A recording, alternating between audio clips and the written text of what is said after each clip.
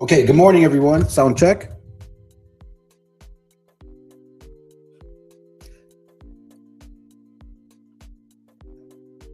Excellent. Good morning, everyone. It is Monday, July 6th, 2026. Welcome to the Pitbull Traders Morning Game Plan. I'm your host, Manny. The purpose of this show is simple: live futures trading, real-time technical analysis, and actionable trade setups. All with a focus on building real trading skills and the mindset designed to drive consistent profitability.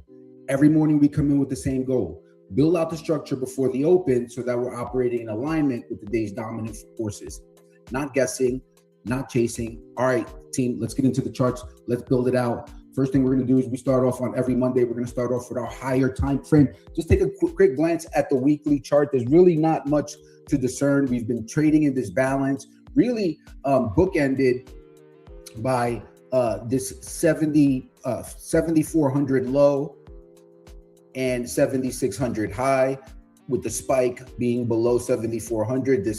This weekly buying tail that we have here. I think that anything we get below, if price starts to eat into that tail, I think that would be a sign of weakness. Let's watch for a look below and fail also at that level. 73.50 is really where we want to define that low. All right, let's take a look at the daily chart.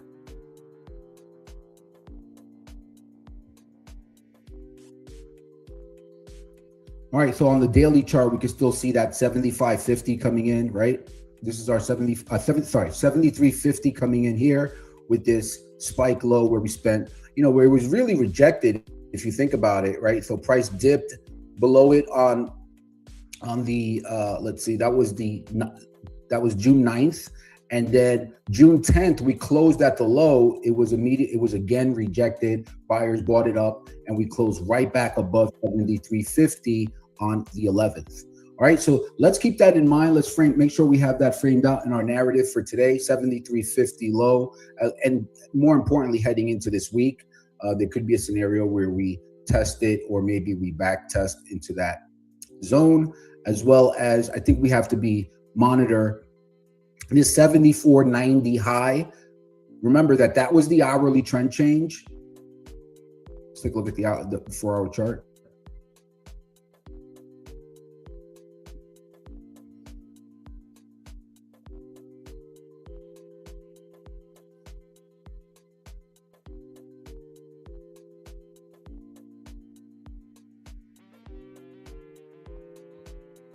Just want to get a clean chart here. Okay. So if we're looking at the 4-hour chart, let's remove this. Okay.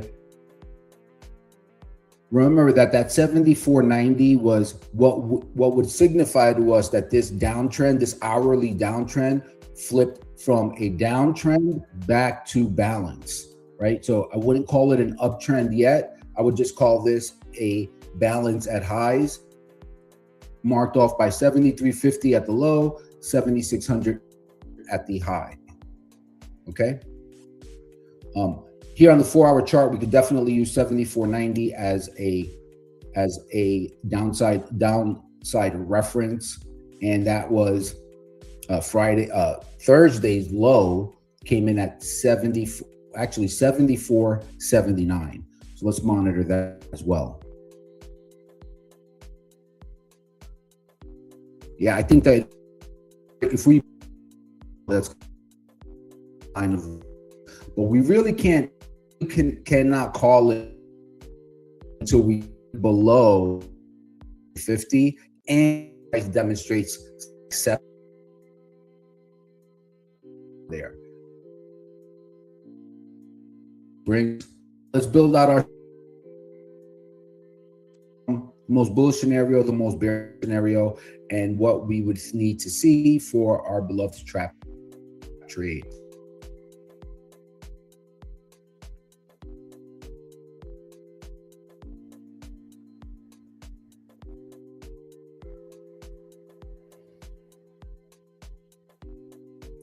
All right, it is. All right, let's put this out here. Let's get that highlight off.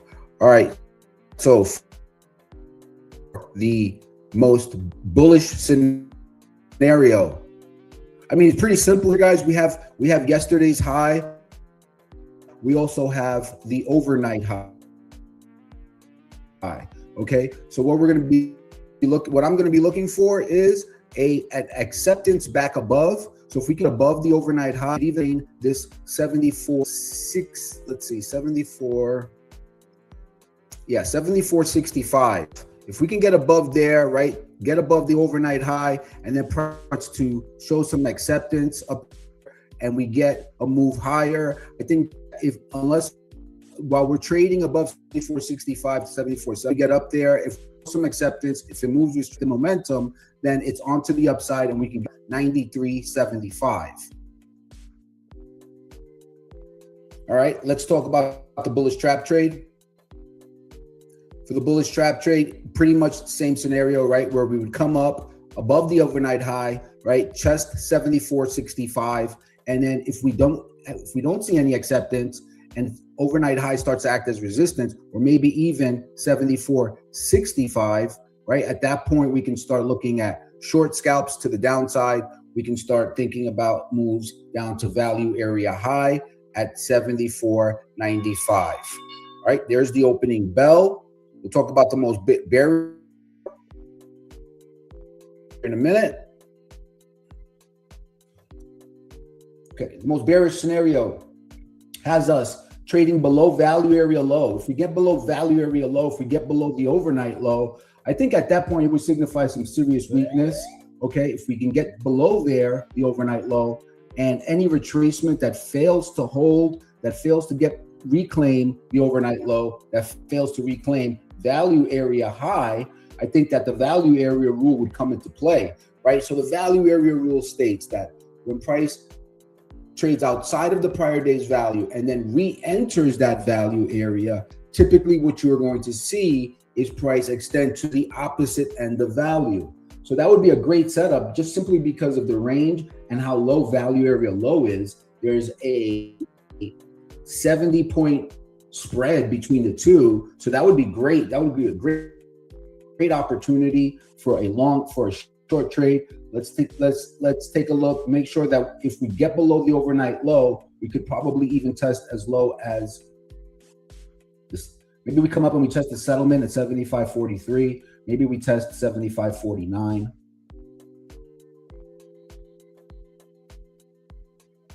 Yeah, but I think that makes sense. That's the most bearish scenario. The bearish trap trade would be simply the opposite, right? Where we reclaim the overnight low, reclaim value area low, and the settlement start to show acceptance back within the overnight range. And then we're looking for a move higher. We're looking for value area high to be reclaimed. And then we want to trade within the direction of value, right? So we want to go with the developing value. Remember, value is the clue, right? We want to always trade in the direction of where the developing value might lie. All right, so that signals out our most bearish scenario. That also gives us an idea for the bearish trap trade. We have our most bullish scenario and our bullish trap trade. Let's see what the day brings. It's a new week. It's a fresh start, right? So I just want to be a little bit cautious here off the open.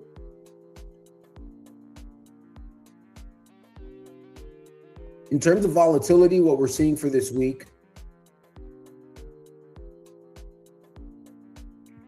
volatility is going, I think, as long as we're trading up in the upper portion of the hourly, if we're trading above 74.90, I think volatility is going to dampen. I don't think that will expand at all. The VIX is down at 1575. It's out of support zone right now. We'll see what transpires there. But let's keep a keen eye on the VIX, right? We want to make sure that we have an eye on that to see if anything materializes, if that gives us any clues as to any impending weakness the rest of the week. All right, so you can see we're back to testing that 75.65, but there are sellers up here, guys. There are sellers up here, team. Be cautious.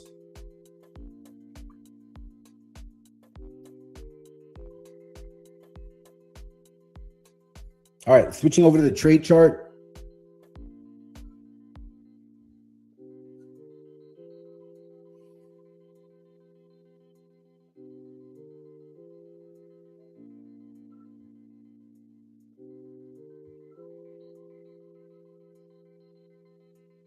Trading into setup number 7.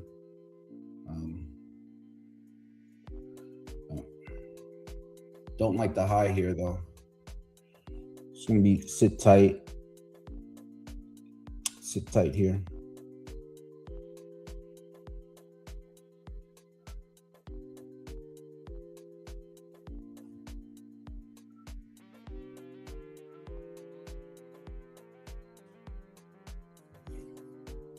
Good morning, Delphine. Good morning, Easy Money. Good morning, everyone.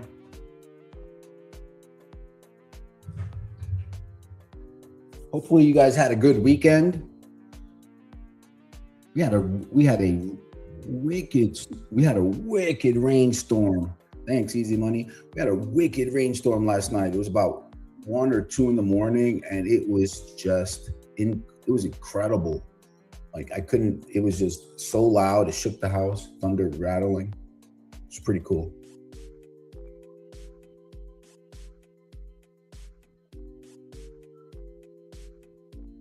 All right, so the one thing we certainly want to be on alert up here for 2 things, right? We have a potential continuation long here.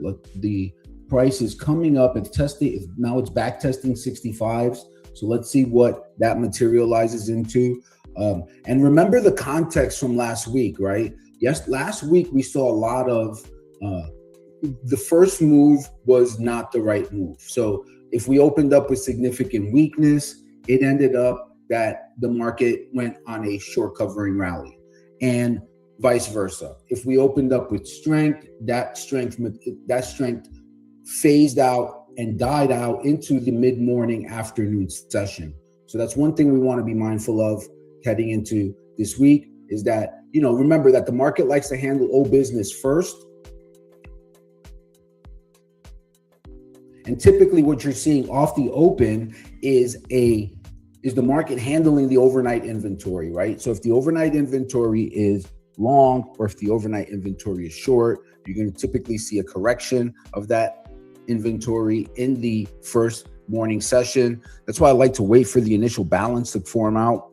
Gives me a better idea, gives me a better clue as to how price may, as what the true directional intention of the day may be. Yep, I knew I had that wrong. Now you can see we're already fading pretty hard here.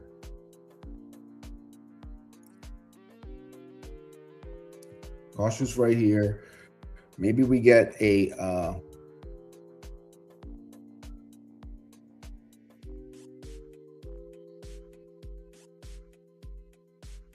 it back tested right into 55, 75, 55, and it was showing some weakness down here. It was definitely showing some weakness, but I think that we're going to move higher here first in the early session. Let's watch it.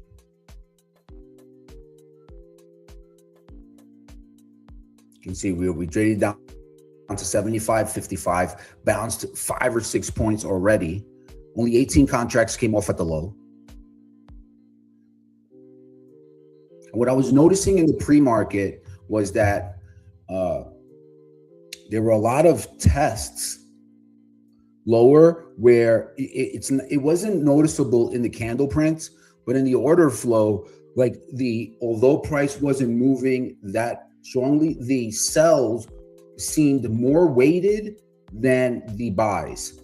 So they would come in and they would sell 400, 500, 600 contracts within a 4 to 6 tick spread. All right, we're moving lower here, guys.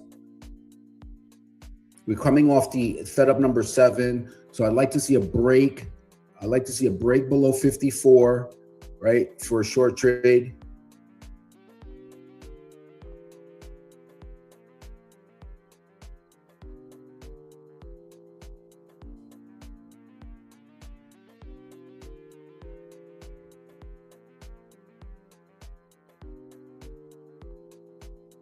Watching it closely here.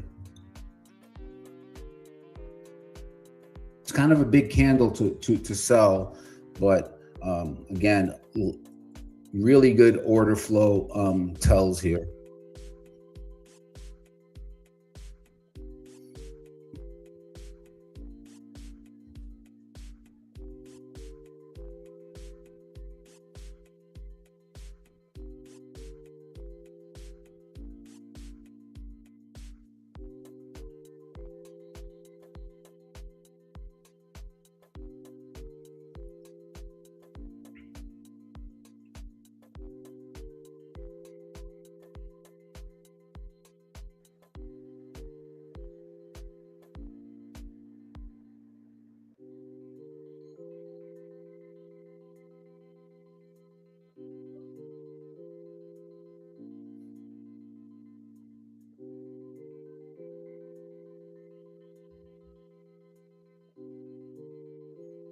All right, watching it closely here as we bounce. Let's see if this is going to be a trap here where we got the strong sell off the open, and then price just traps and bears, selling into that momentum and get caught. Again, it's important that you have your plan handy because things can get volatile really quickly.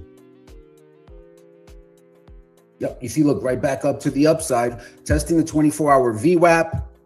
Okay, so if that's 75, 70, this is an S3 day, so we can expect some choppiness. We can expect some back and forth two-way trade.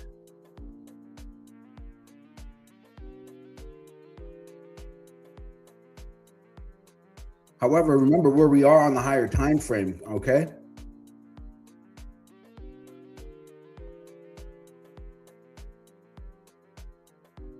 Yeah, look, this thing might want to trap on both sides. Again, this is the time of these are the times where we're having your trade plan really saves you from a lot of unnecessary trades, because you can go back and reference your plan in this volatility and ask yourself, okay, so what was I thinking to do if price did A? What was my planned reaction to that A move?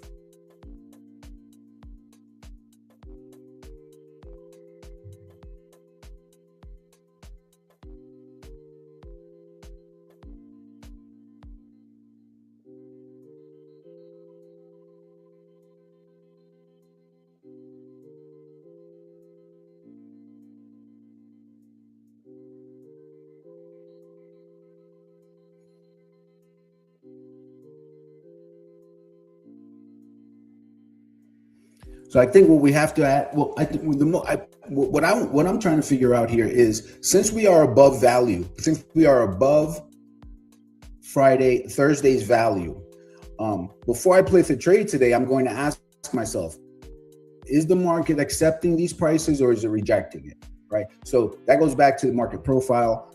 Just make sure that I want to trade in the direction of value, and I don't want to get trapped on a test of some value area I don't want to get trapped in a test outside of the prior day's value area that doesn't accept.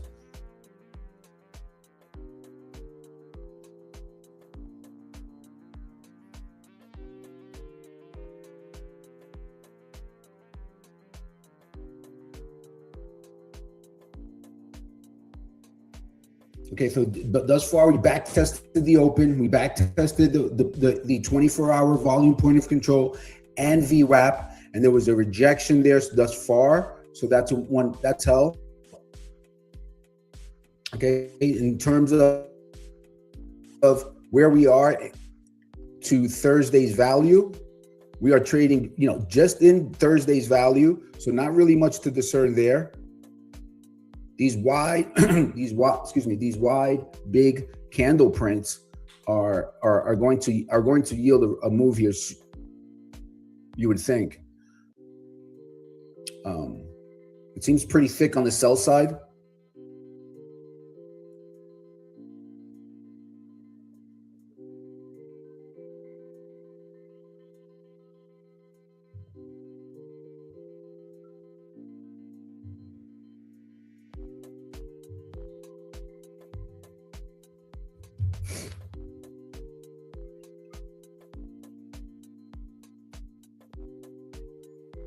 Nothing yet for me. Like I want to make sure that this settles out.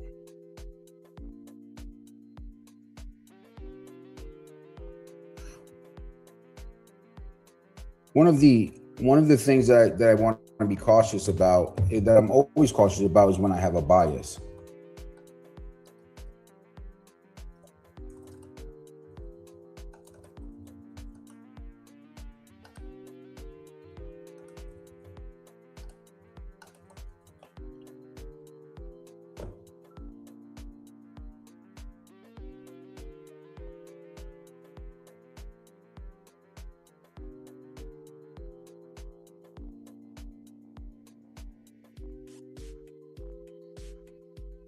And you see, we look right back to the upside again.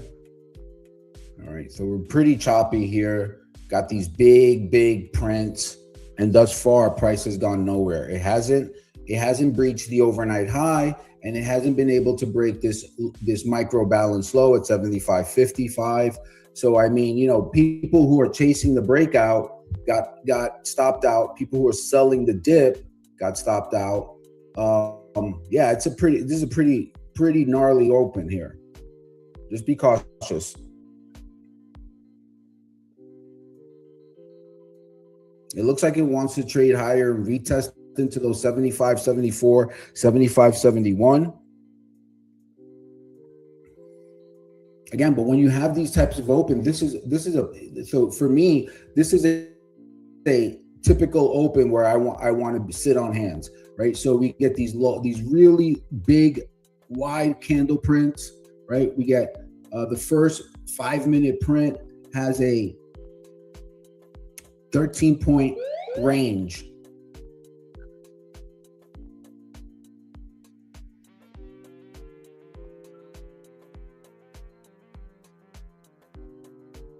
That's telling you something. That tells me that there's a big battle going on, and that the market is not really it's not clear on direction, right? This is the opposite of an open drive.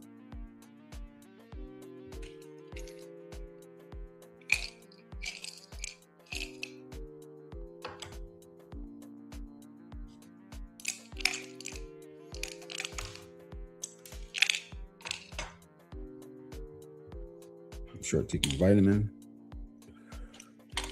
All right, back to the upside.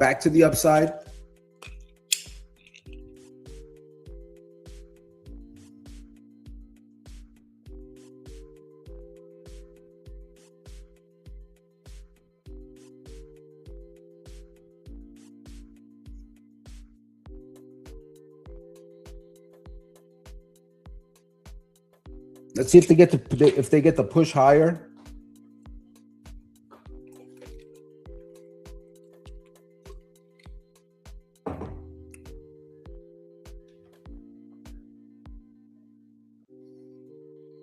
If you're scalping short, so one of the things that that trading with a bias, I mean, there are good things and bad things to it, right? Certain biases give you conviction.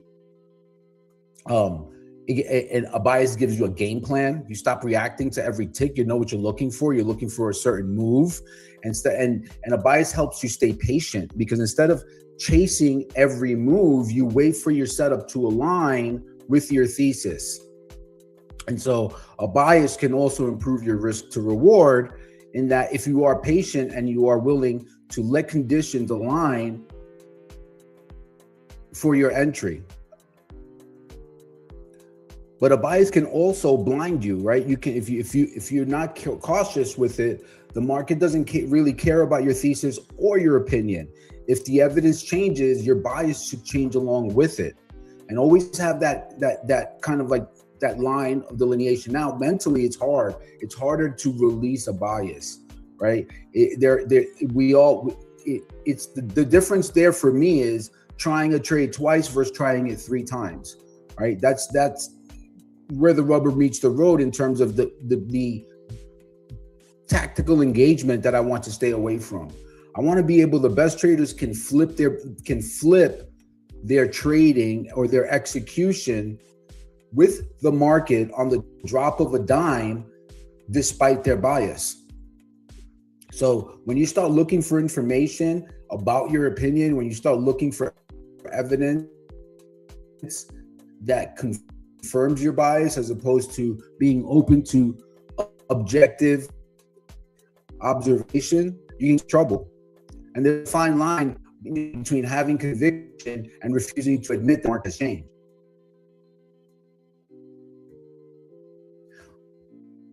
I think that on that note, to that point, one of the best, at least for me, one of the best feelings in trading is when I quickly trade against what I thought was my bias, and I flip and I trade in the direction of what the market is telling me. And those are the days that feel the best, because you feel like you were really able to be one with the market. You objectively listen to the information, and despite your thesis, you were able to execute with the market and go with what was.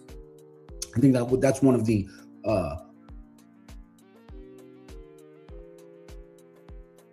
hallmarks of a good trader. All right, looks like we're going to test up into that 75, 73 high. Again, stalking for that continuation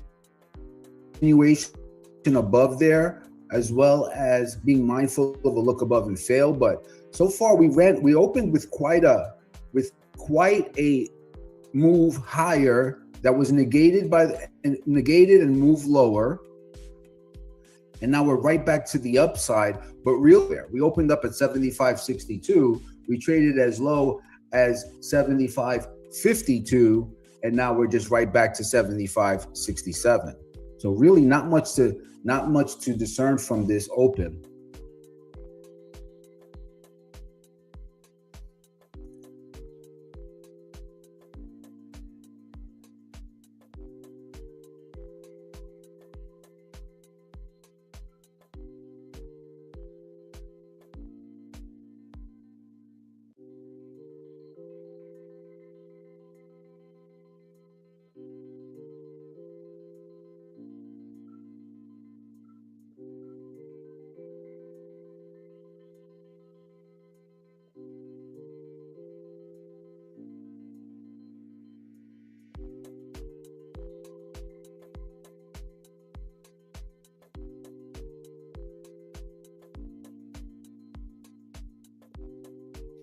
Okay, back to the high. Again, I'm holding off on that setup.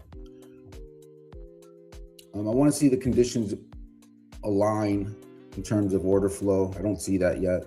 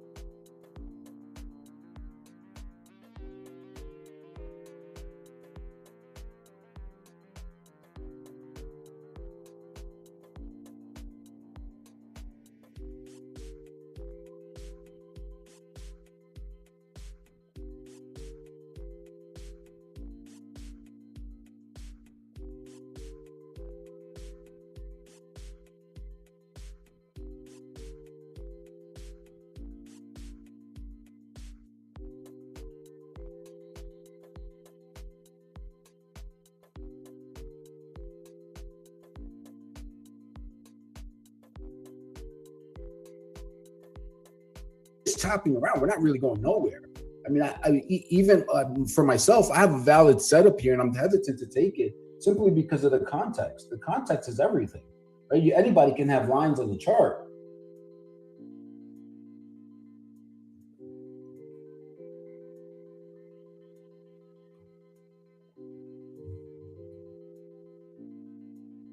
But it's often, it's as we say often, it's like, so most people can have levels, right? But not everyone can trade them. And we have to be careful. We have to understand that context is king. Context is everything.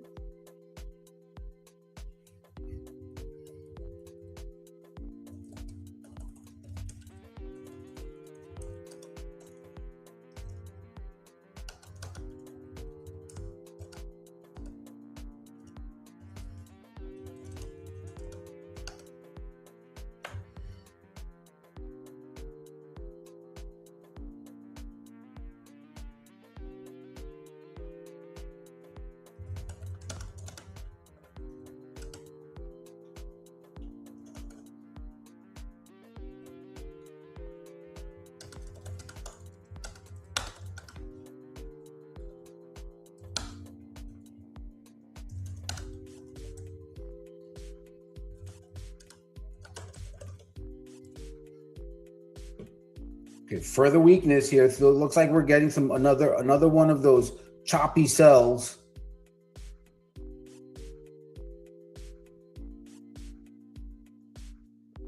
Where people are going to chase it lower, and it's going to just, it's going to get ripped to the upside again. Back and forth until maybe this afternoon, where we finally get them when everyone's exhausted. And I don't mean to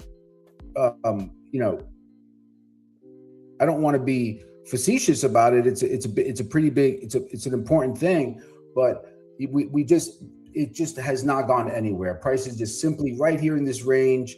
You just want to be cautious.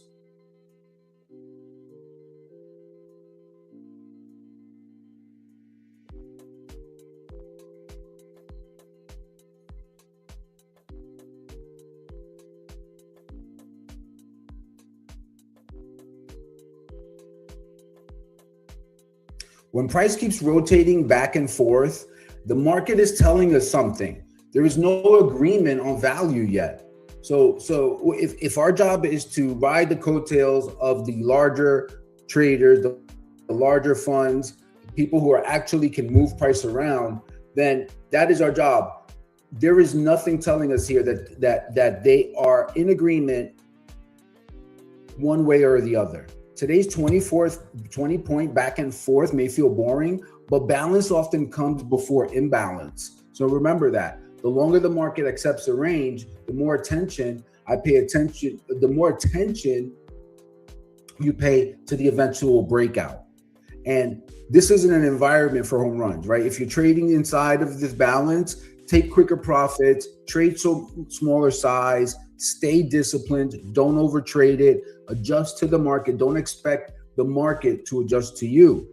And the battlefield is defined. Right now, the market has shown us 75.54 low versus a high about 75.74. Until one side wins, I'm treating those as my decision points. Nothing in the middle.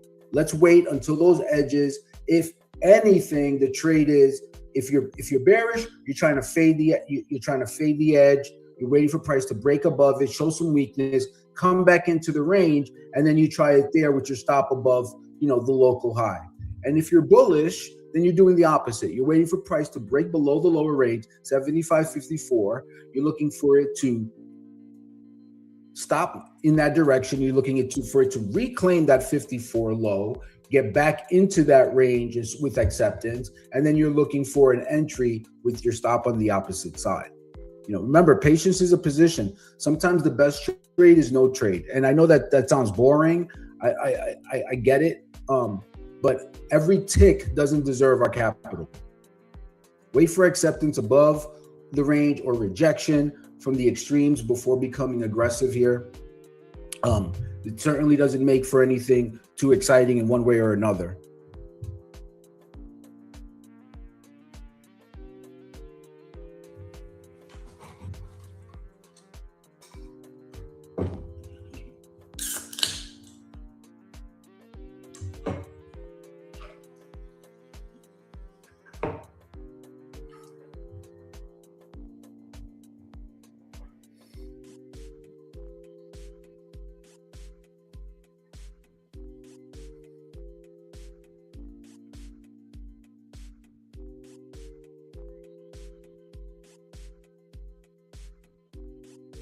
Yeah, thanks, Philly. It's just it's kind of frustrating, And here, here's another thing. Um, you know, on Mondays, typically. Hang on a second.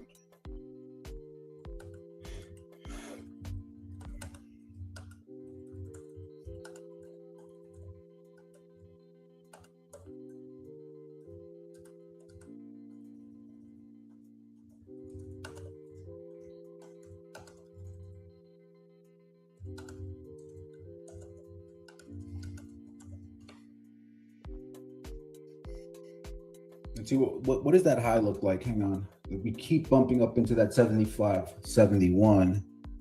So now for me, so the way I'm outlining this for my personal execution is, so I have a setup at 75, 71, and what I'm looking for is,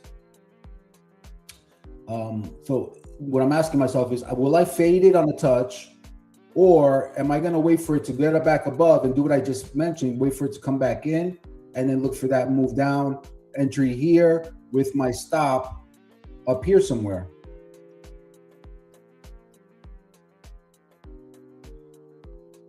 Because it's certainly not displaying any type of strength, right? We are trying to develop higher value, but relative to the overnight range, again, last night's range counts a little bit more simply because it was a Sunday night overnight session, and typically you have people coming in off the weekend, and they're, there's new news, there's new information out, and they're looking to execute some type of strategy or position based on those occurrences. But so thus far here, unable to gain any traction above for the short side, right? So what am I looking for in terms of being able to short a break? Well, I think it's pretty simple, right? If we can get below this developing value area low, 75.57 to 75.55, right? So if we get this sharp break lower with strength and momentum, right, we're looking for this move down to the overnight low. Now, the reason why this becomes extremely risky is simply because of the nature of the open, right? How do we know that once it gets in this area that this is going to be the one that breaks? Well, we don't know. That's why you have different tactics for executing this type of trade, and that you can go in partial size, you can trade one, you can probe with an order, see how it acts. You can try the position with micros.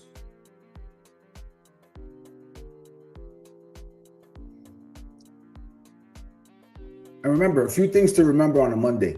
You probably spent 2 days analyzing charts, reading the news, building scenarios. Don't feel obligated to trade just because you prepare. Preparation is not opportunity.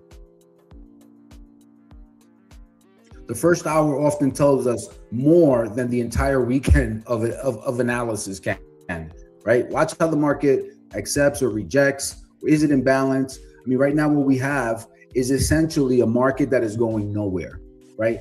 Pretty much everyone's in agreement that the ES should be valued at 75.64, and what you're seeing is just an oscillation between 75.54, 75.74. Guys, that's 20 points range. That's doo-doo. That's nothing.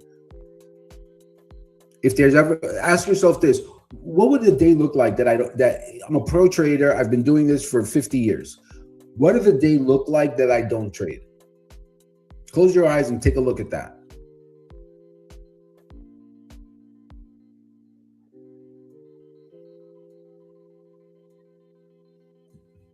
The market doesn't know that it's Monday. It doesn't know that we prepared all weekend. Just because our calendars say it, the market only knows buyers and sellers and liquidity. Trade what's happening, not what you expect to happen. And right now, there's not much going on.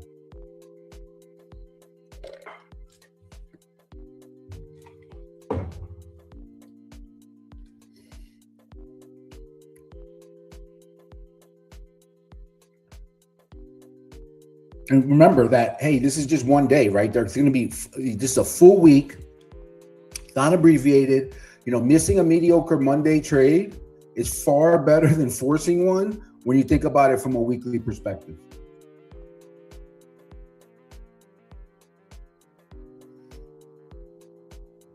At the end of the week, you're not going to grade your, you're not going to be grading your homework, your weekend homework. You're going to be grading your week's execution. So context, execution, that's everything.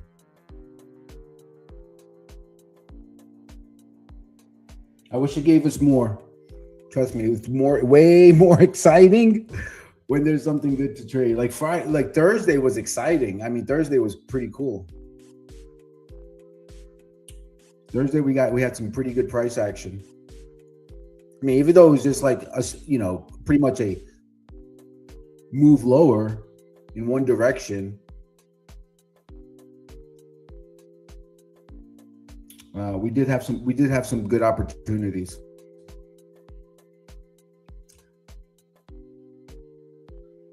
I recall mentioning on Thursday, when the market is trending, and I think we're going to see a volatility expansion pretty soon here. When the market is doing that, when the market is balancing like this, just wait for it, right? Don't dig yourself into a hole, because soon, the markets go from balance to imbalance. And what we want to do is be ready for those times. And those times those are the days where we want to pad our accounts. We want to be ready. We want to trade well. We want to be able to take advantage of every opportunity. So in anticipation of these kinds of days.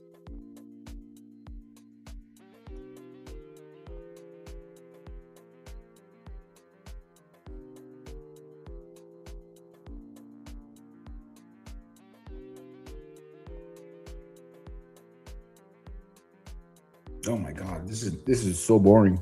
It's 40 minutes and absolutely nothing has happened. We are trading. Look at your profile chart. We're trading in a 20-point range, 21 and a half point range. Total agreements on the price of the SPX right now. Believe it or not. Everyone in the world agrees.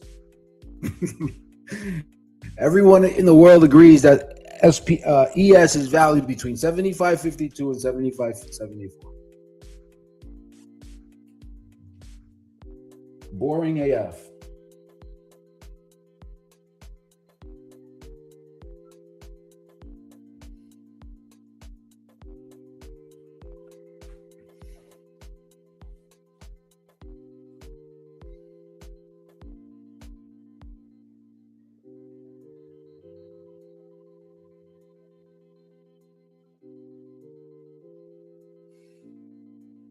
It did. Thank you for pointing that out. All right, well, there's some action.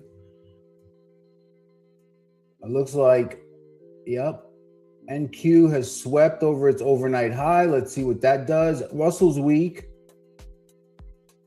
The VIX gapped up, so that's a tell. I mean, that's something to look at. See, the ticks are in range. Let's take a look at the weighted. Let's take a look at the WAD. The weighted AD telling us nothing. It's completely flat. Bars, equal size body on each side of the zero line. It's not telling us anything. Our internals are mixed with an IC 1.1 negative, 1-to-1 negative, NASDAQ 1.6-to-1 positive. All right. And then our sector list, and I changed these weightings. I don't know why they're still showing the 29%, but I'll have to take a look at that. In any case, 1, 2, 3, 4, 5, 6, 7, 8 are red versus Infotech and Energy green. And you know what?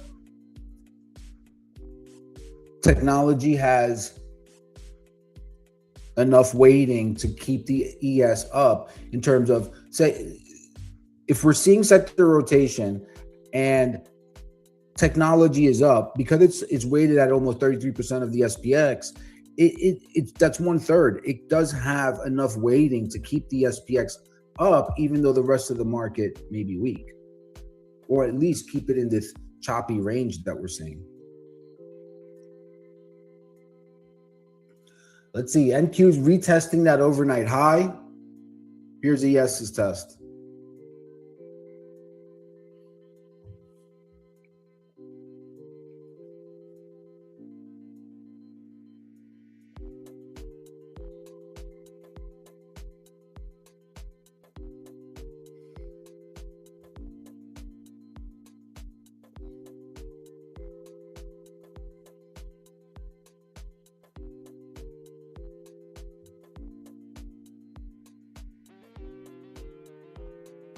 I don't know. It's an S3 day. I mean, it could really just be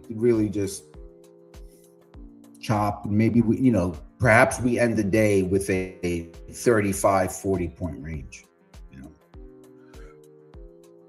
That's the day I don't want to be a part of. That's the day I don't want to chase it. The more that this goes on, the more I feel like as soon as I enter it, I'm going to regret it.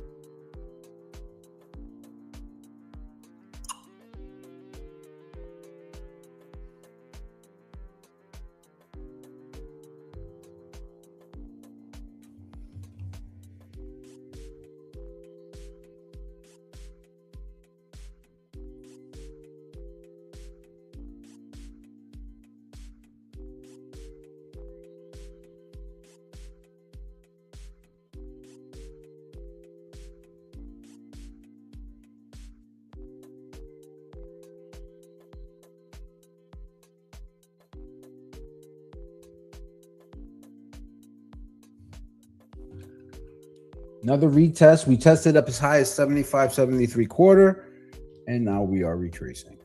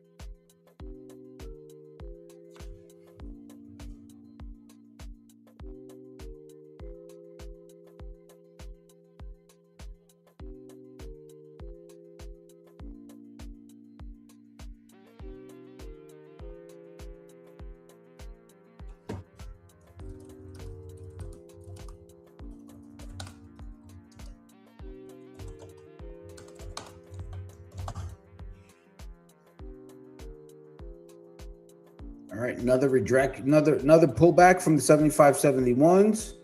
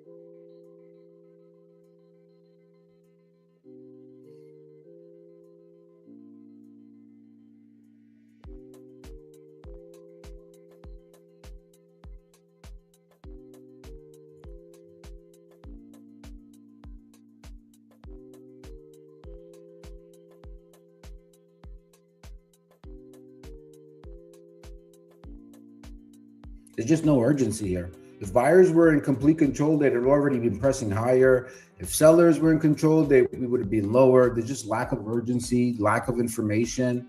I mean, that's the key thing, right? There's just lack of conviction. When price isn't moving, watch how long it stays at this level. Acceptance, acceptance is built with time, right? So we're accepting a bit higher. No, not even. We are, although we're above Thursday's value, we're still within range.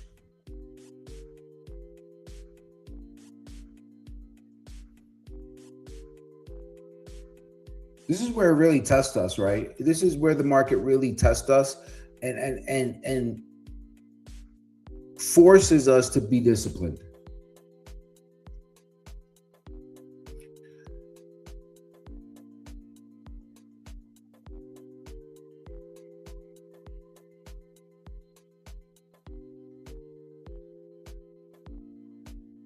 Okay, here we go. We're testing higher now. Let's see what we get. Let's see if they can get it to stick above 70. Oh, there's the test of the overnight high at 75.74. Finally. All right. Let's see if we can get some continuation, some extension higher.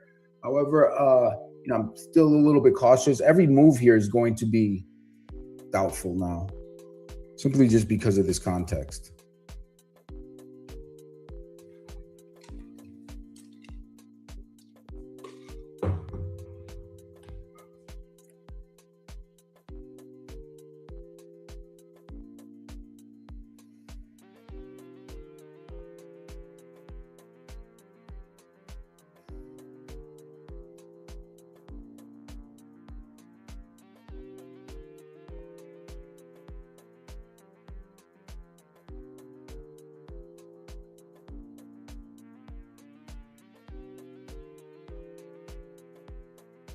So let's see. So it's 10:22, right? So we're testing the high now. It's 10:22. Let's watch.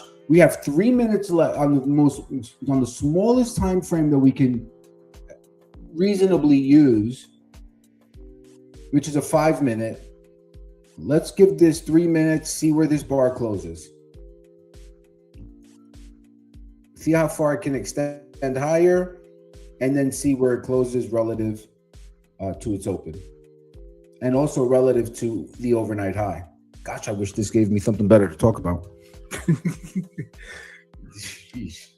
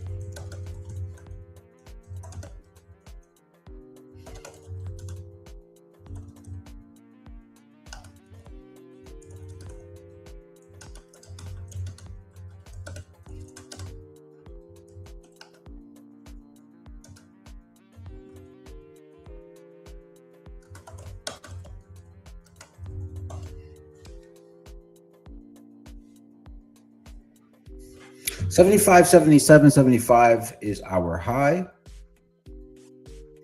We are looking at 10:24. We're going to have 1 minute close on. It'd be interesting if this bar closes below the overnight low, the overnight high. Sorry, 75, 74 quarter. But we're right back up to testing the high. I think we're more inclined just to chop around and go maybe test a little bit higher, come back into range, possibly just form something like where we get that kind of like that B-shaped profile on the day. It just goes, something like this. And we opened, relative, we opened here, we tested up, but then we end up closing somewhere here or somewhere here. But really, there's just no difference in the day.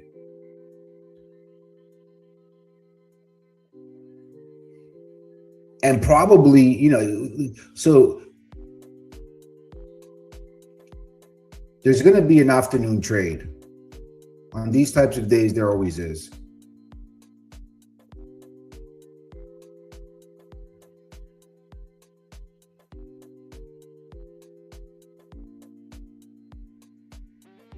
Before I started streaming and putting my trading out there publicly, I used to really enjoy mornings like this.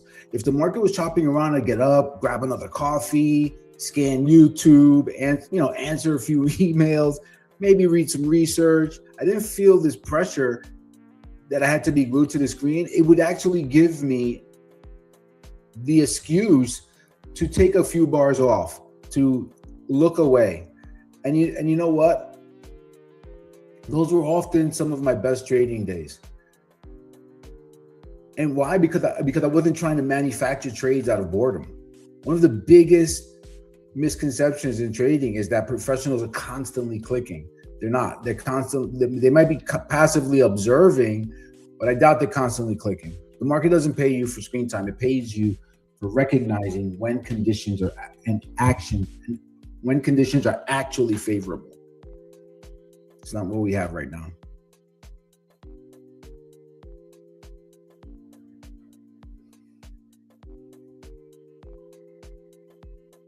$75.79, 15 contracts traded at the high.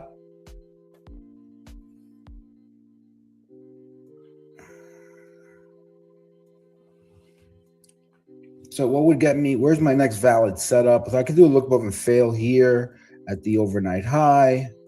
Also have a fade up there. We're above 75.71, but not to the point. Let me see.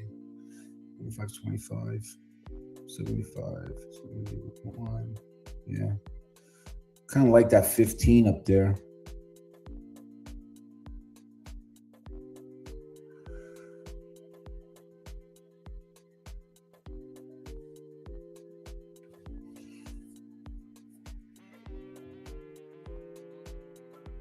You can get like, I don't know, 70.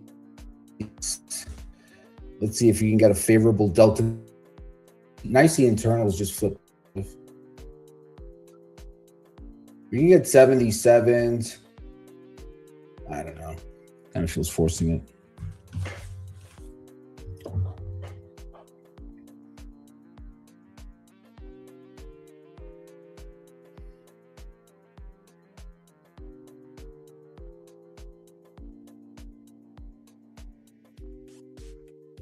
$75.79, 15 contracts traded. I think I might try these.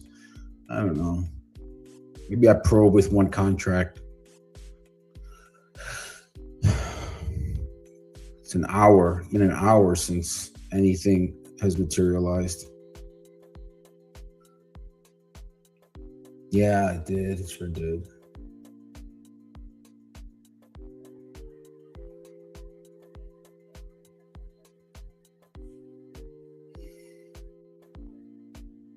Yeah, there's some overlap. Yeah, there's some overlap on that one. Let me know if you need. I'll text you.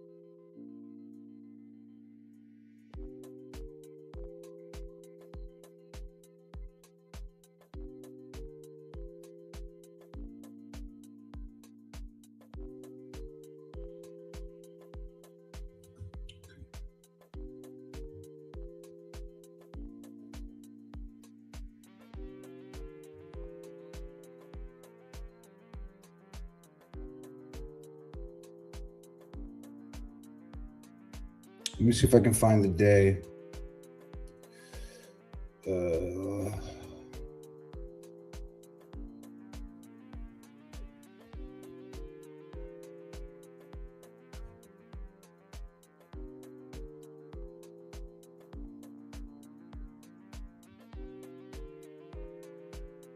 Problem is this chart only has 360 days of data. So I think one of those came, yeah, one of them came. It was last May.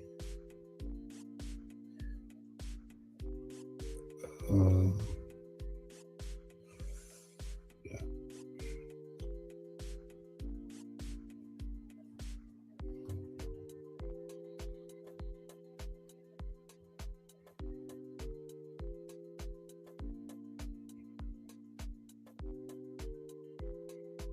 Yeah, this only has, all right, you know what? Let me just look. This one has 360 days data, 60-minute chart.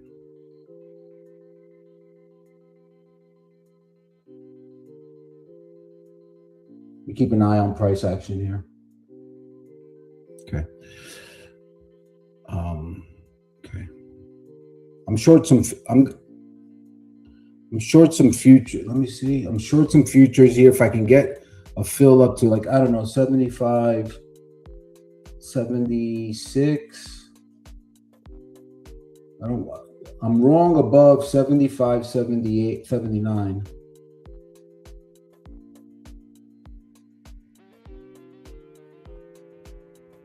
Yeah, look, let's see this one. It came from the AM high. Do you guys see that? I don't know if you guys are paying attention, but so I'm short some futures here.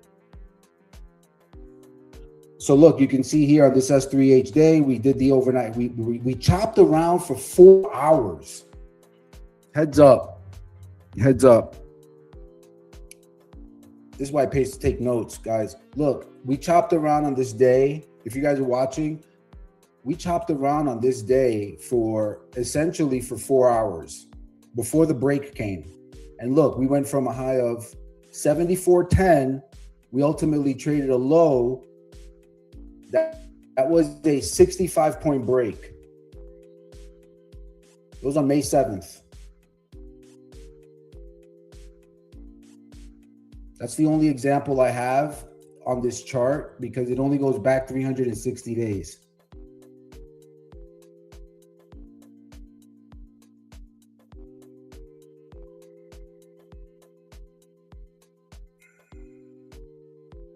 That was a cycle day one high. That was an S3H cycle day one.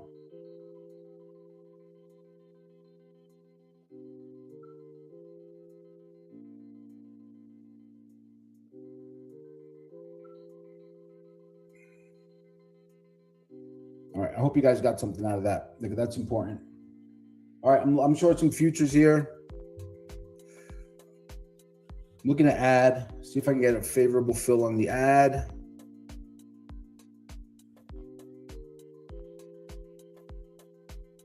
I got some at 76. See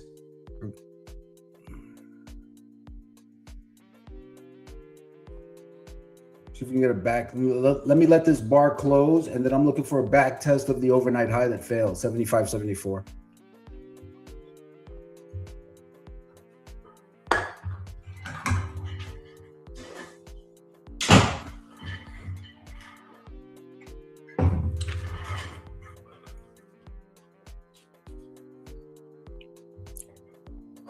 And Q's back below its overnight high.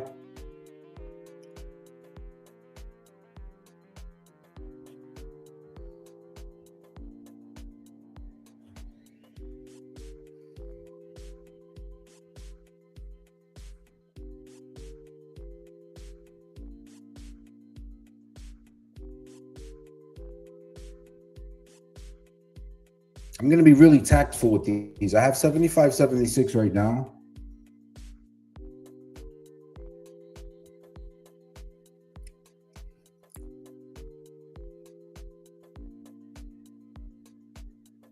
Look at that buying wick though. Jeez. What time is it? 10:44. That's going to definitely close as a buying wick. I just took that off for a point loss. I'm going to just try to I want to try to get a better fill.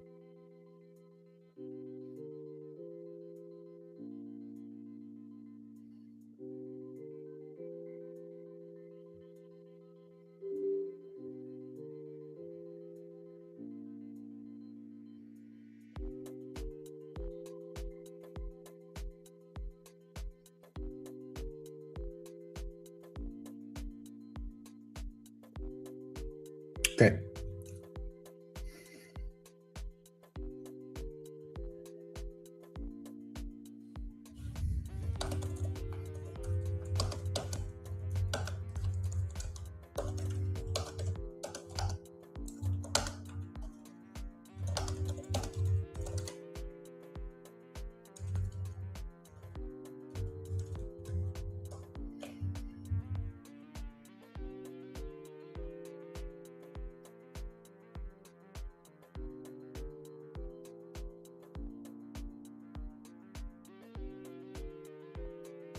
Back above the overnight high.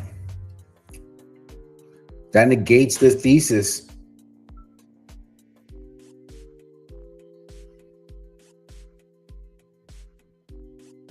So I'm glad I had 75.76. I took it off for 1 point loss. I just closed it. This is more the area that I want right up here.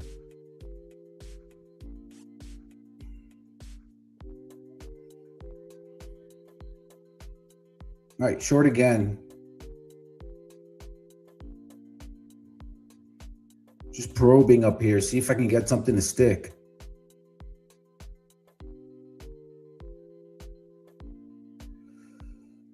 All right, short again. Let me just go look back and look at that high, that historical, that last time that happened.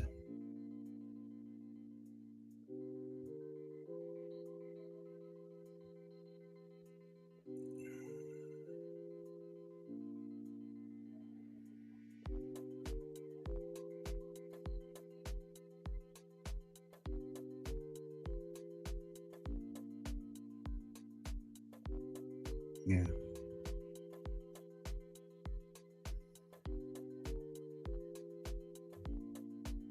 This is the only chart reference I have because this chart only goes back 360 days. And I can only get it on a hourly time. Let me see if I can get can I get a 360 30 day? 30 minute? Edit. Yeah.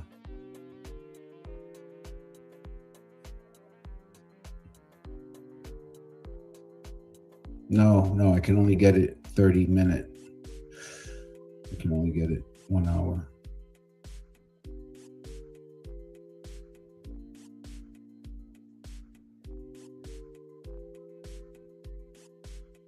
Okay.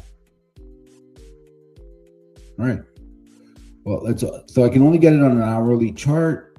Let me just scan this. I'm going to reference this at some point later today. Wait, let me take a screenshot of this.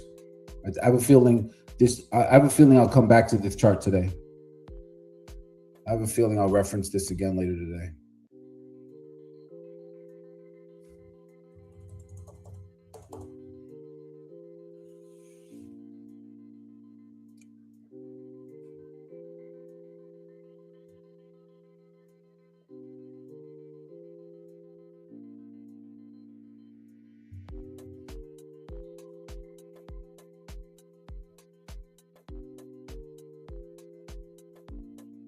Okay.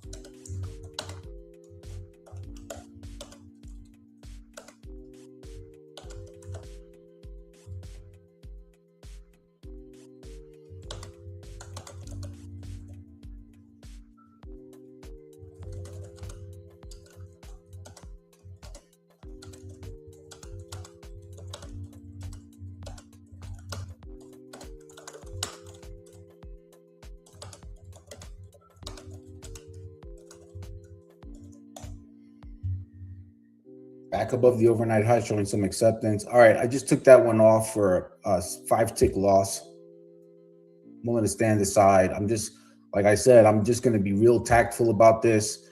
I want to catch it on the way going down, close to my exit. I'm willing to take these like 4 and 6, 5-tick losses, just to see if I can capture something. And maybe I'm wrong on direction, right? Maybe I'm wrong, but I do have some precedent for it. And I do have an area. I do have a valid setup. And I'll just keep trying it. I mean, if I lose, 5 or 10 points, that's the cost of doing business.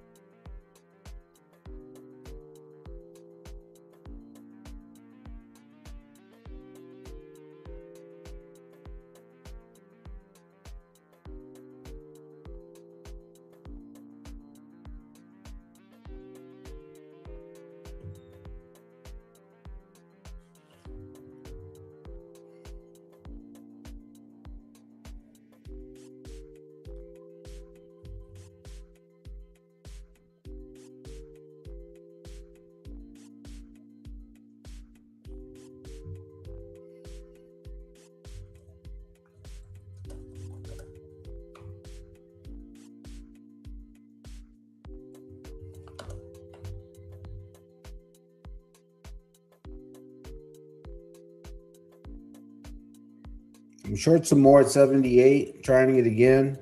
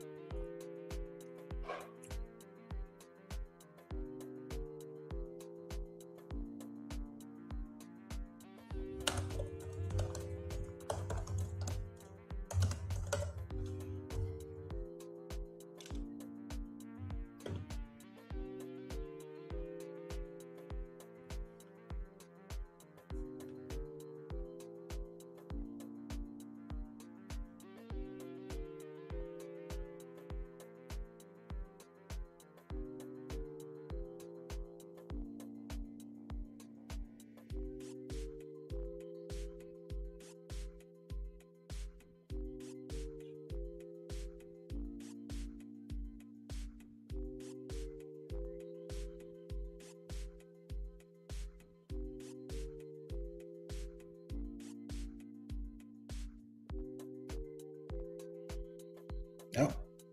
Wrong again. I still have them on.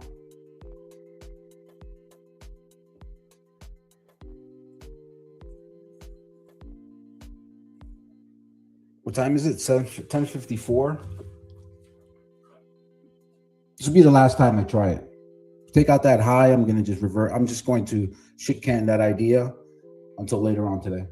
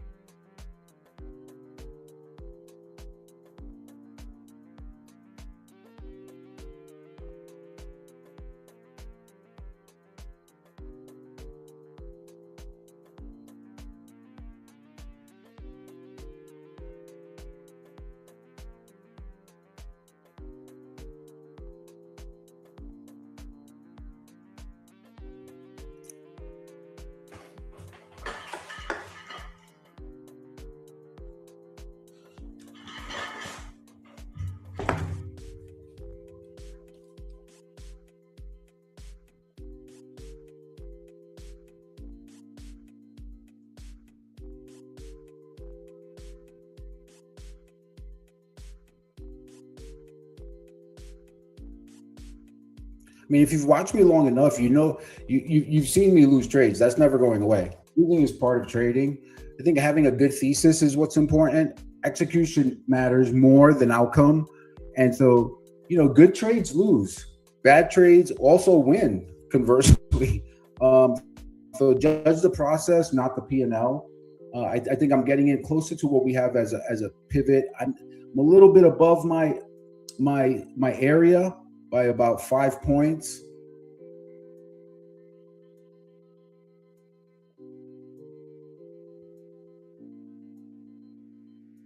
By about 74, 73, 75, 74 is like the top of that range.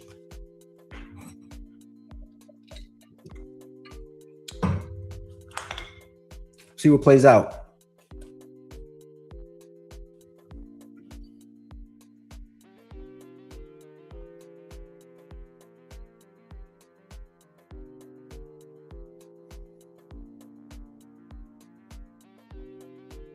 The important part is that you trade your plan.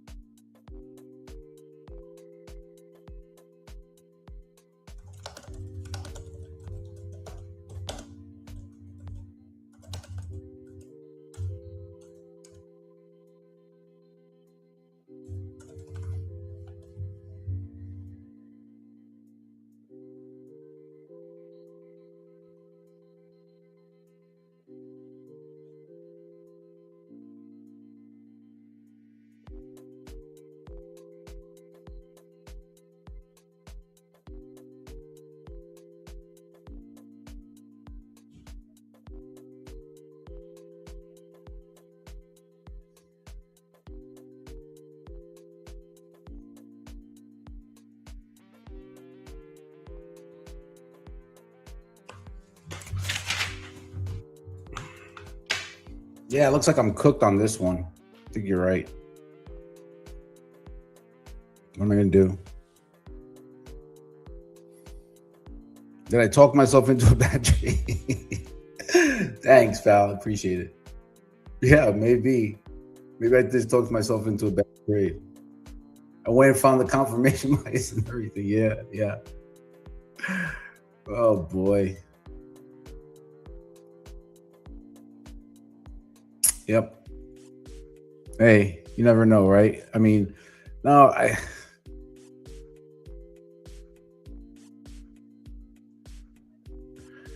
yeah, no, look at the volume. I'm done. I'm cooked here. They're just coming in pretty strong on 75 from 75.79 to 75.80 quarter. Yeah.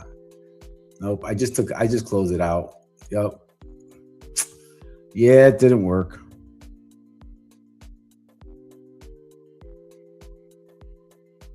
All right. So I waited to 10:45 to start off with a loss. So be it.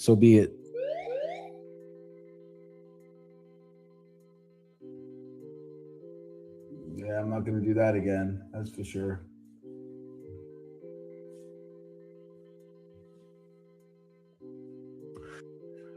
Dang it.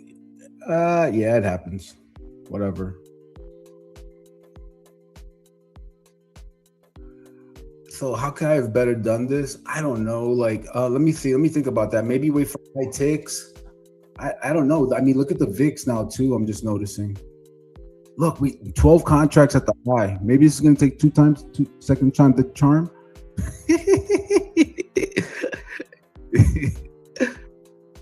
Oh gosh, no.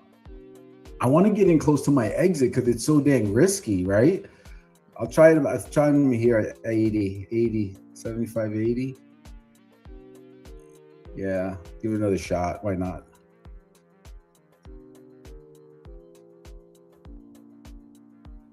For the twos of luck.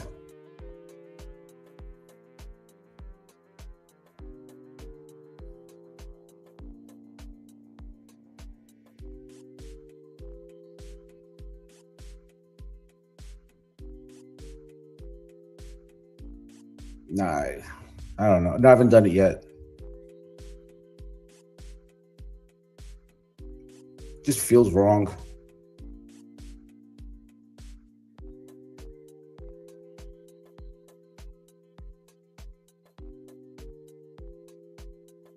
Yeah, look, they're right back up to the top. Yeah, no, that's what I'm not doing it. I'm not doing it. Nope.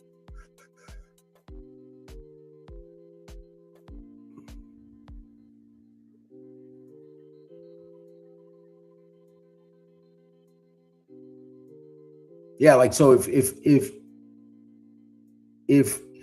in order to see like that failed auction type of look, I want to see like low double digit contracts traded at the high, and then I want to see price move away and not retest it. If like 10 contracts or 4 contracts or something like that, like sub 20 trades at a price, and then we move away, but we move away by 3 or 4 points and then just come right back and test it. That's just gonna go right back and test it. But if we move away and you see it just moves away 3 and 4 and then 5 and then it just enable, yeah, it's a pretty good sign that you have a failed auction. But I think we're going to convert this. I think we're going to convert this. So I mean, I might have to switch hats here, right? And pivot to uh, the long idea.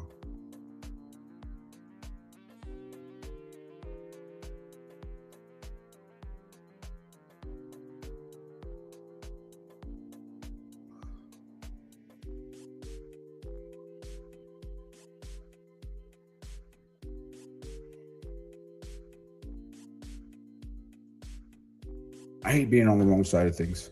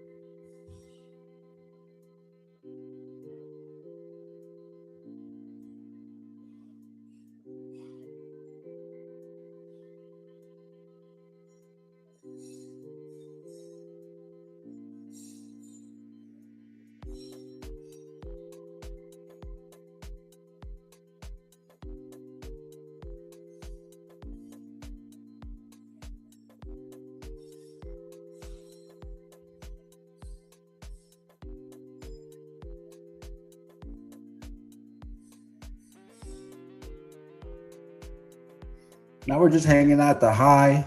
I guess the continuation long was the way to go. So good job for you if you took it. Yep, I know you took it.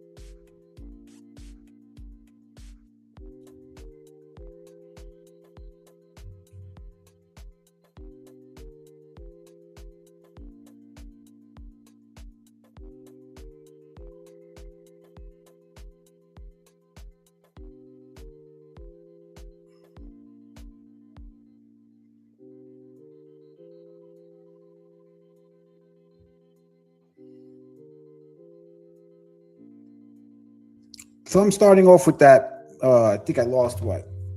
One on the first, two on the second, and like three on the third. Down about. I hate to look at my speed though. Yeah, I'm down about 6 points, 7 points, whatever. So I'm not going to try that again. I just don't want to keep banging my head against the wall and being stubborn about it. But I mean, basically, we're just grinding higher. Stay on the long side. Stay with longs.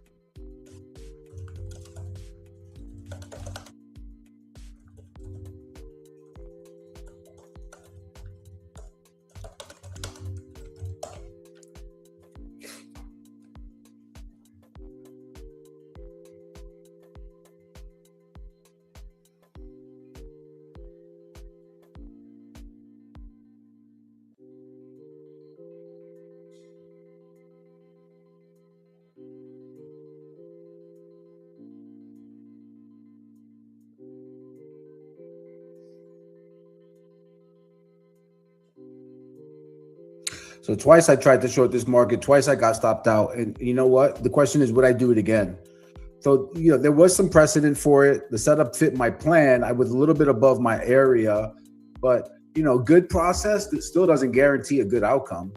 Judge, I guess I'm okay with that execution. I'm okay with the idea for it, right? It was certainly a planned trade. I definitely did some research in real time. You guys saw it. There was definitely a precedent for the trade, but it just, getting stopped out doesn't automatically mean the trade was wrong. It just means that I was not on time. Context, I think, matters, though. I think the context matters. The environment matters. Like trade. Today's a dull market. Momentum is not developing at all. Sometimes the market just simply, this tape can just chop here at the high for another 24 to 48 hours before it decisively breaks out. So, thus far I was wrong. Thus far my timing was wrong. My idea was certainly not validated.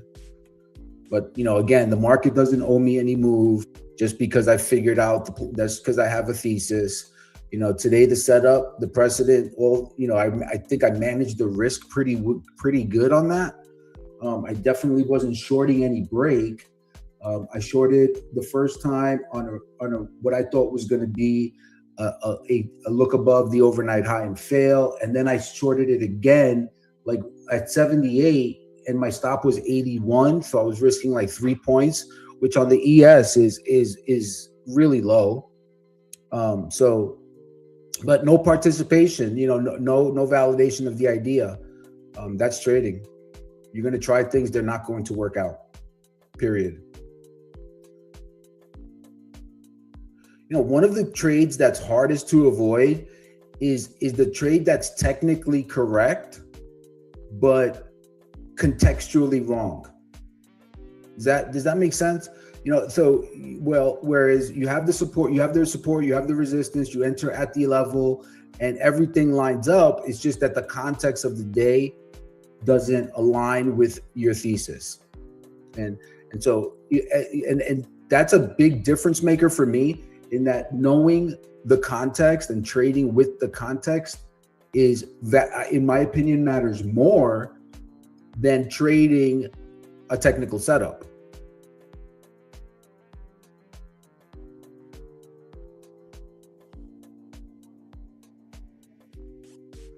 You could have a high quality technical setup, but it could be a low quality version of context. And so, the setup exists, the precedent's there, but the environment was wrong. A dull market is no urgency.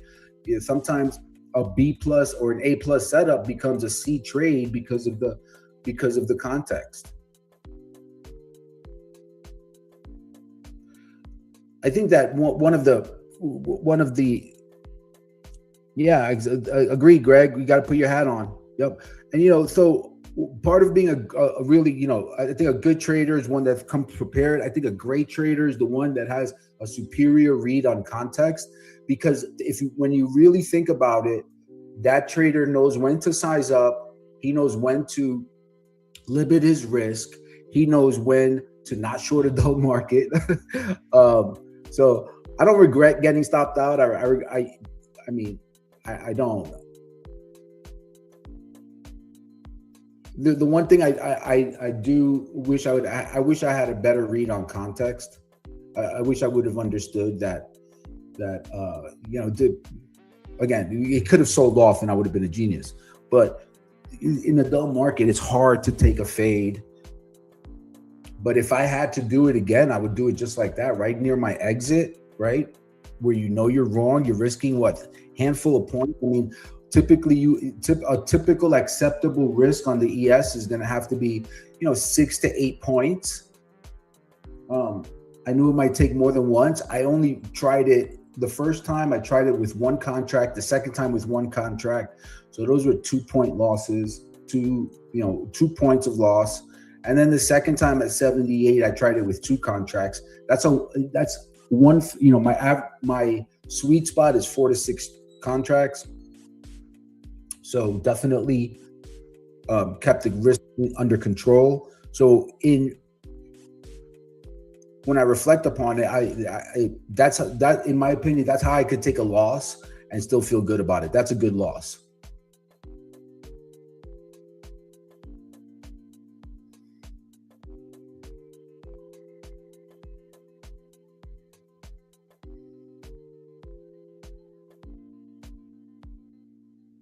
Yeah. The environment is going to determine whether your setup is going to work or not. I was talking about that on Thursday, right? How I said that the hairs on the back of my neck stand up when to think that I'm anticipating a bearish move, and the hairs on my back of my neck stand up for that, because we're going to get volatility expansion. And that's always a good thing, because that's when you get to pad your account. That's when trading mistakes are kind of forgiven. Here we go. Hang on. There's pretty good sell coming in here now. I mean, let's see. I hate to try that again. I also don't want to overthink it.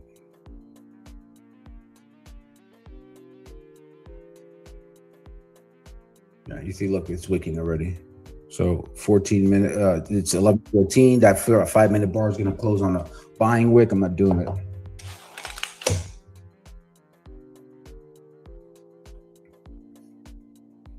So I think trading context is way more important. I was pretty spot on with the morning. I stayed out of any trade until about 11:40. Took my shot. It didn't fail.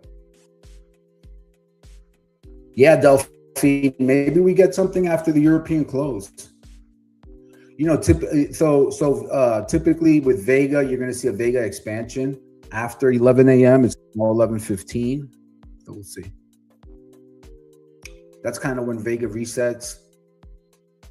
And Vega is a secondary Greek for options, just in case you don't know.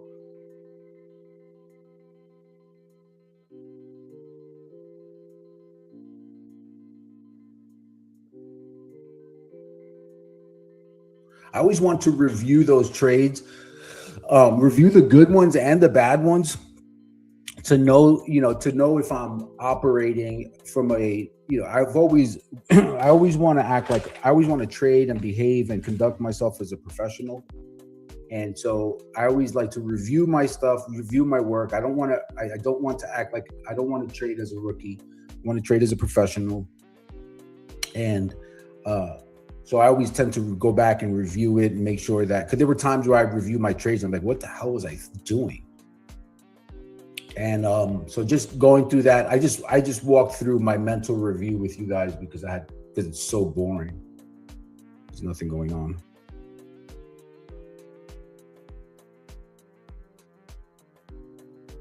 And when I look at that hourly chart, let me just see what the hourly looks like. So this was that prior S3H cycle day 1. It was May 7th. Okay, May 7th. Let's see what today looks like. Yeah, look at that. I mean, it could still form. I'm gonna try some here. Just one contract.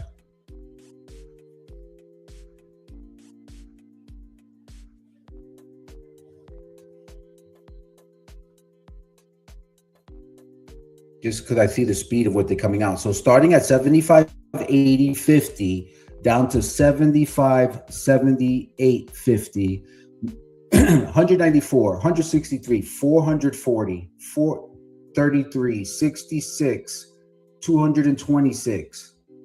And that's pretty good selling. But look at where it just stopped. It just stopped at the overnight high. So no dice, no dice, no dice. Not yet. Nothing yet. Nothing yet. Again, I'd have to get in. If I'm going to try it, I want to get in like 3 to 4 points away from 83. So that's like a 79, 80 entry. So if I'm long, you know, I can try that all day long. You only need one. If you get the move, right? If we get the move, then it should pay for all those losses.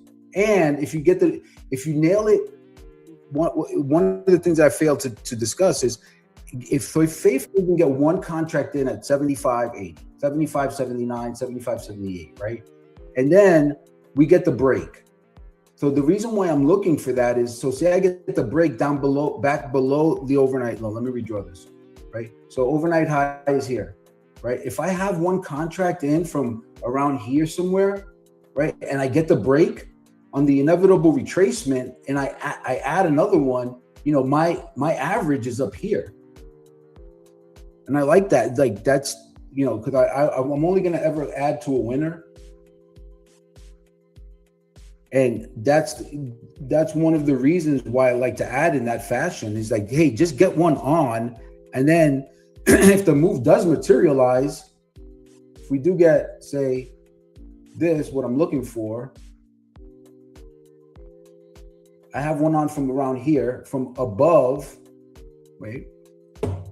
This mouse is acting a little sticky.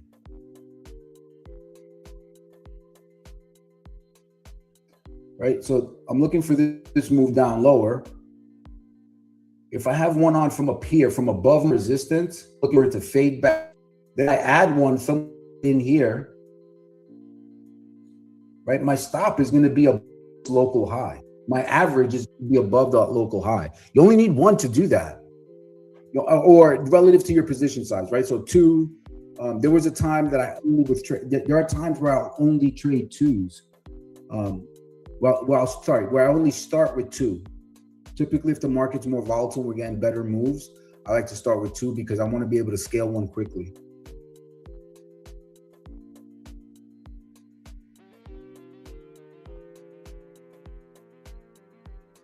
So in order for this thesis to work out, and I haven't done anything, but say you got one that don't like the high yet.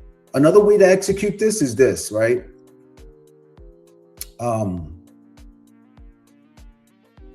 So wait for a test. Let me see. Let me just draw it. My mouth is so sticky right now. So instead, right, get in right. If that's your plan, you go again. This is all precedent on your plan.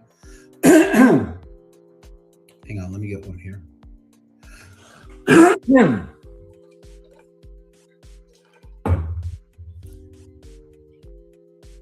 You can try to get one right near your exit, right where you're wrong, right? So if you get one like right near up here and you're willing to hold, this is probably really good with micros. right? So you have one from like right around here. If you get the break, price comes up, and you get in here, you're looking for a fade, then you have one from up here, then you can maybe add one on the break, right in here somewhere, right? Now your average is probably going to be somewhere around here, somewhere around here.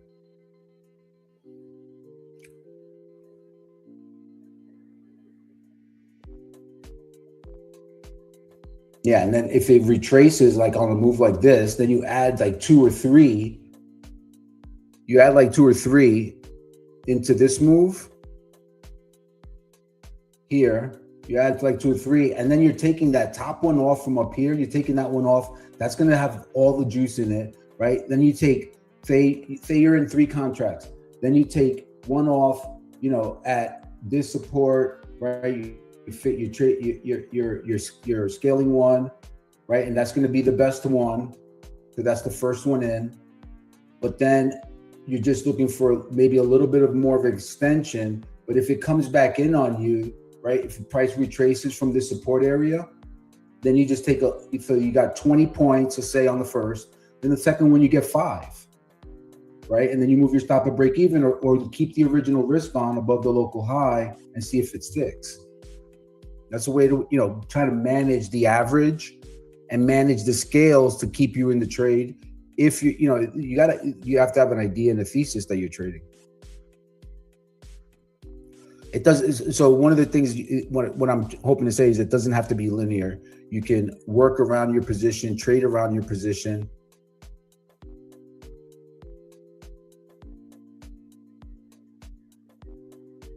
But all we're getting here is higher prices. So I'm not trying it. I haven't done anything yet.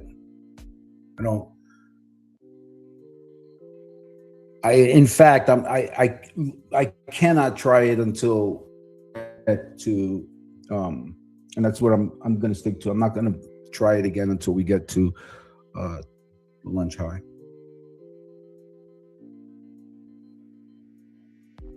Unless we get that, unless we get this, right, where price comes up and I can see that there's like, it comes up to the high and we get like 07 contracts traded at the high and then immediately comes back in.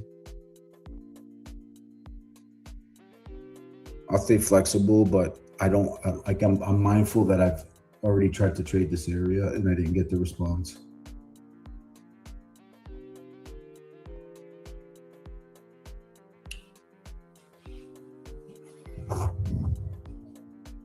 Coming into the 11:30 time frame, I wish there was more to do.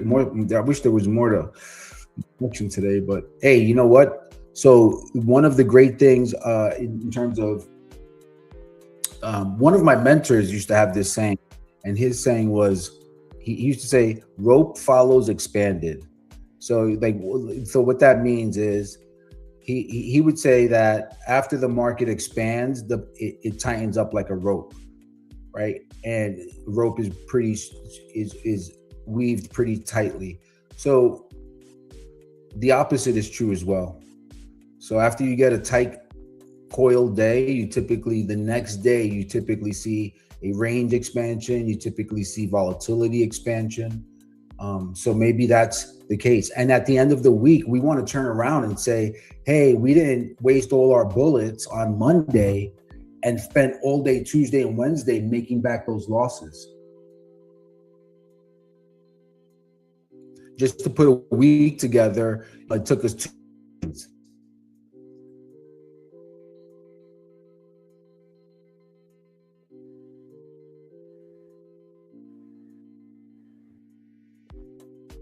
The good weeks are the ones that you go like Monday or Tuesday. You can just kind of coast into the rest of the weekend, the rest of the week. I like those.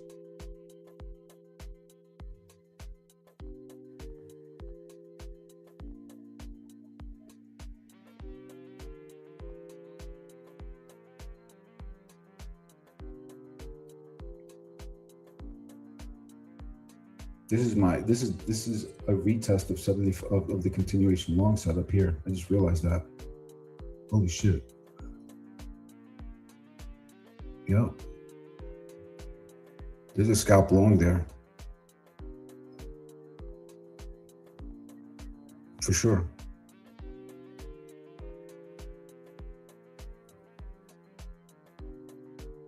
With room to target. There's a scalp long there with room to target.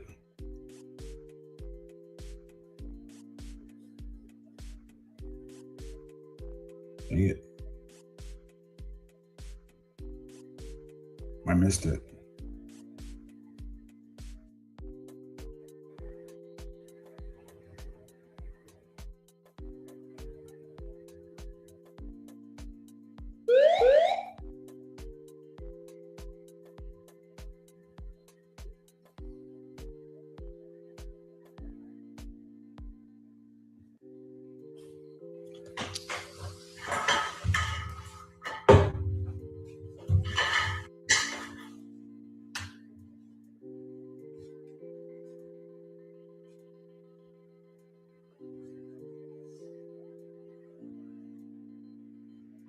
See if I can get a favorable fill.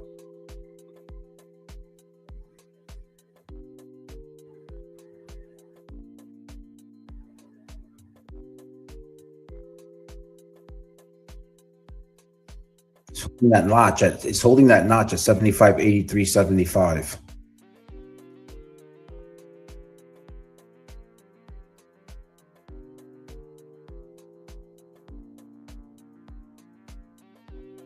What's the higher time frame?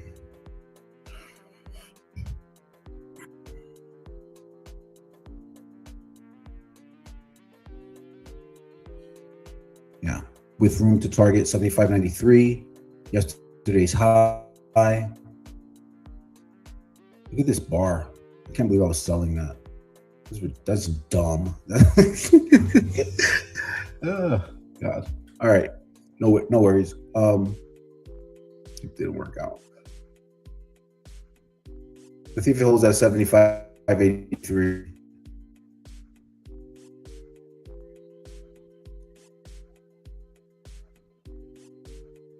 Yeah, I know.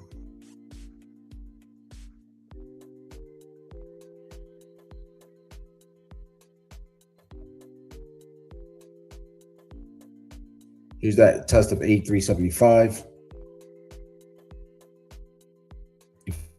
The bullets are going to ramp it right from there and fill it in later. So for a good little scalp here, a couple of points.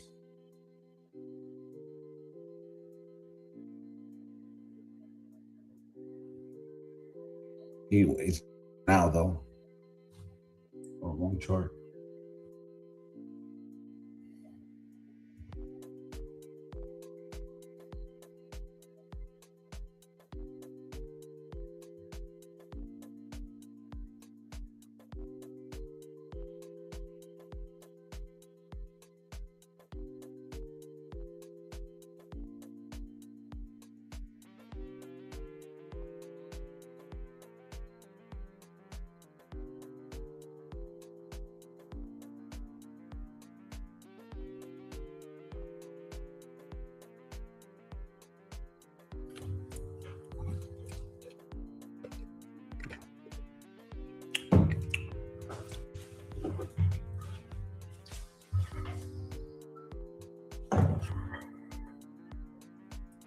Come on, baby, extend higher.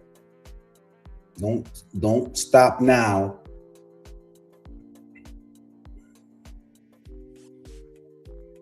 Got good volume coming in. Good volume. Let's go. Come on.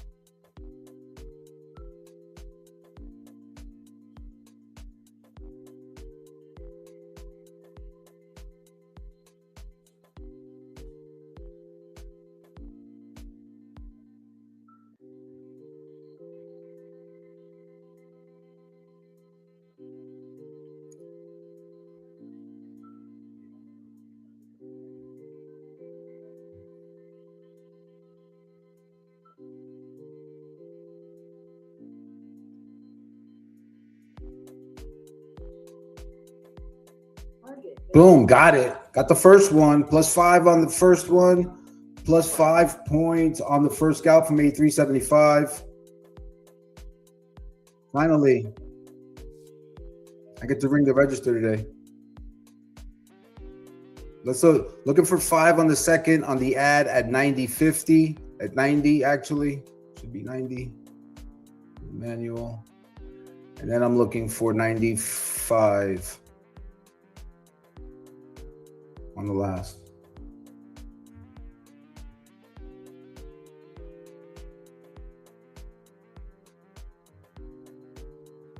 See if we can get it. And end the stream on a good note, on a positive note.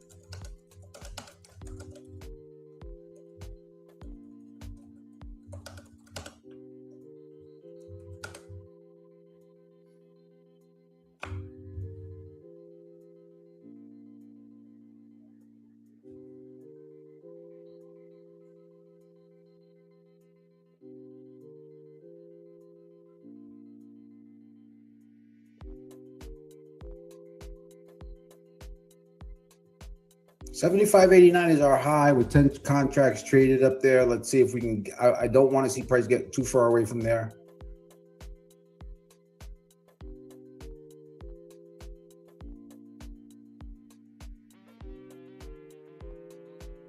See, we're in low ticks. See if the low ticks diverge with price.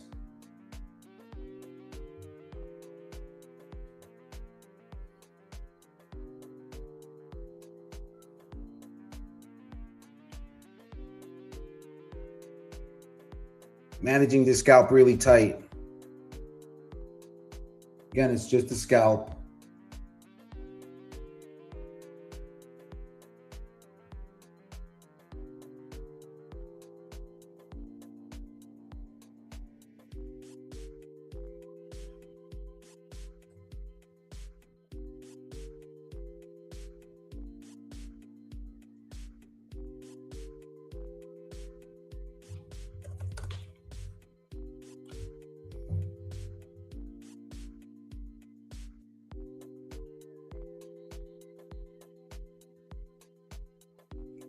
Took one off for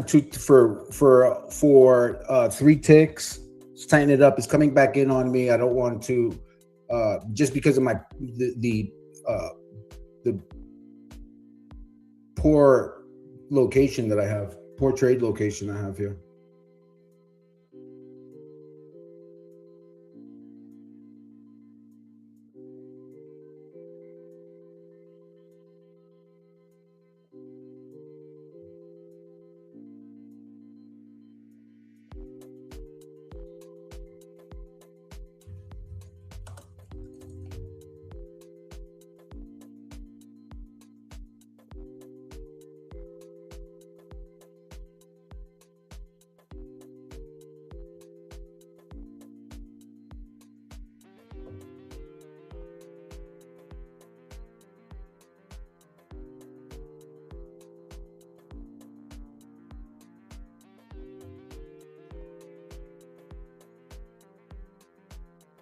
All right, minus 2 ticks on the last.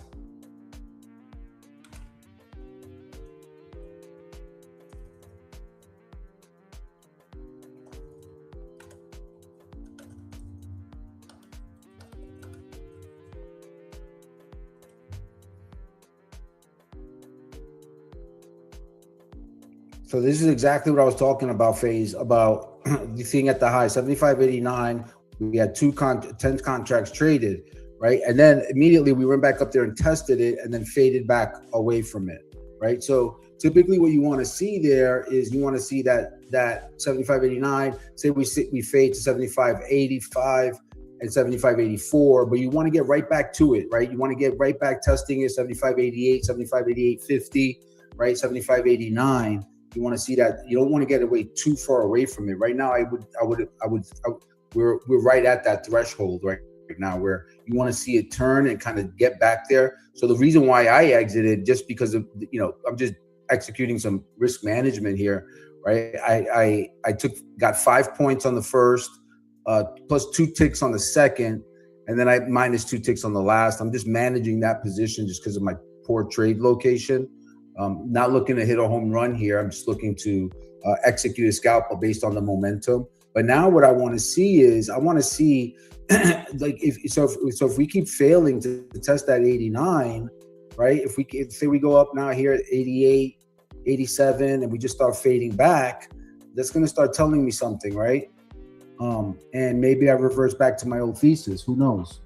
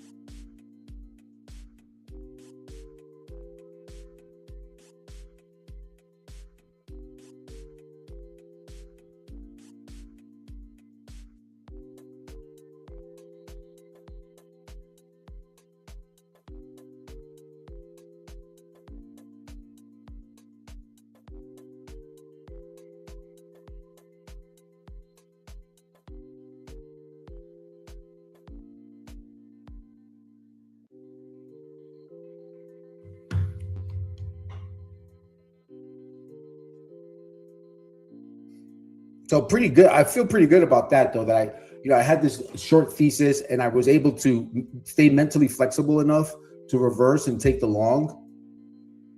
That's the type of execution and type of mindset that I want to have. I don't want to sit there arguing with the market. I want to be able to flip quickly and trade with what the market is telling me. I came in with a thesis. The market didn't validate it. I'm not going to stay here. I don't want to stay there consistently. Fight it.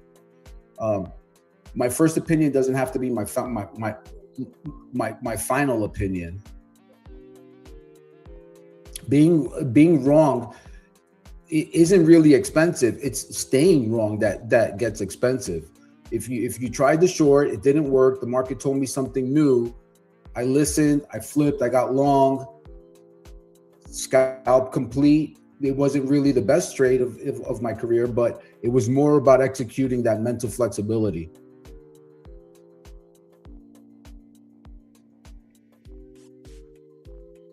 I think flexibility, mental flexibility is a trading edge. Most traders get emotionally attached to their analysis, emotionally attached to their thesis. And being a professional, you want to be direction agnostic. You want to be able to listen to the market and execute with what its intentions are. So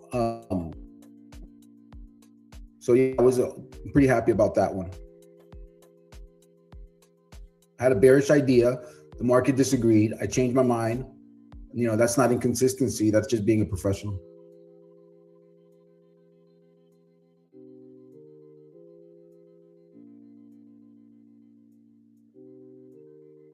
Five minutes on the clock here.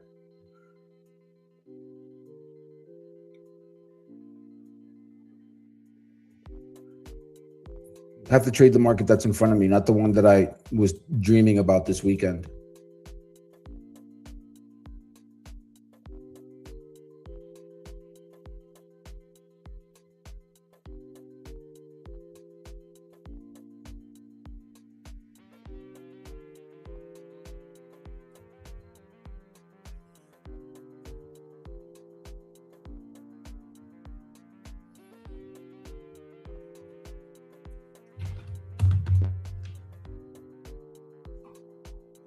Yeah, so you see here, phase. This is where you. This is sorry, Jay. This is where you would right. So this is where you would want to start watching it, right? Because now it's coming back up to test those 89 area, that close of that candle 75.80, right? So right now, if you're in the long trade, then you want to see it should start moving up, and think about the way these candle bodies, these candles should form out, right? If you're long, right, you want to start seeing these prints, right? You don't want to see the bodies print down here and the wicks at the top, right? You want to see these instead of these. So right now, if this formed lower, then you'd be wanting to exit. If you're flat and this is your idea is this, then this is where you're stalking the price action.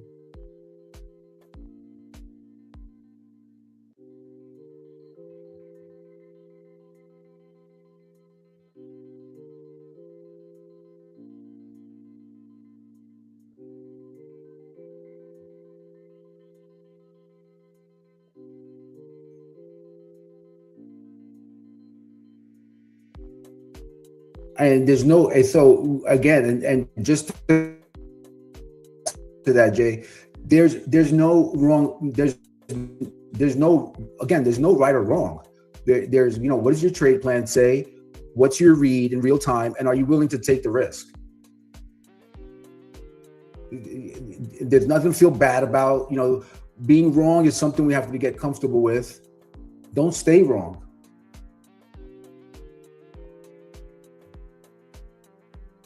I could have stayed in those 85s. I didn't.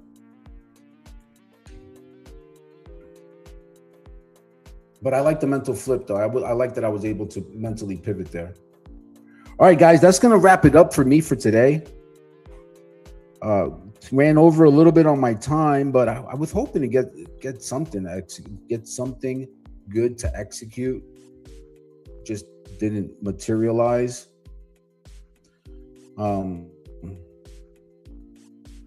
If you got anything out of this at all, please do us a favor, hit that like button, hit the subscribe button, and come back and check us out for tomorrow. Tomorrow we'll have, every day this week, we're going to have an additional, we're going to have different speakers lined up, so look out for that. Tomorrow we'll have someone different on. I'm done for the week, but we will have a good lineup for you coming through for the rest of the week from 9 to 11. So make sure you're tuning in for that, guys. Have a good one. Take care, and I'll see you tomorrow. I'll see you next week.